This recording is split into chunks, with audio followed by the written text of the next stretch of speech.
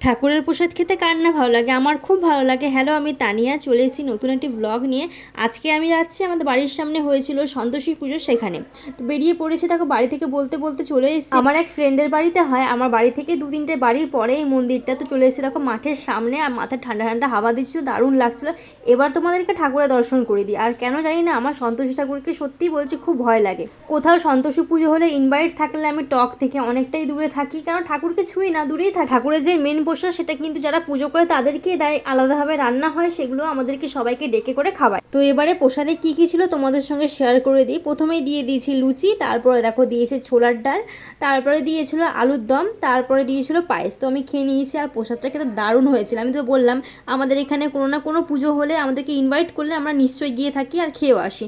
আর এই গাছটা বলো তো কী গাছ, খেতে বসে খুব গরম লাগছে, তারপর দেখো ঠান্ডার মাঝখানে আবার দাঁড়িয়েছিলাম, কারণ মাঠের মধ্যে প্যান্ডেলটা করেছিল। মাঠে এত সুন্দর লাগে, পুরো শরীর ঠান্ডা হয়ে যায়, ঠান্ডা ঠান্ডা হাওয়া দিচ্ছিল, আমার তো দারুণ লাগছিল। এবার চলে আসবো বাড়ি।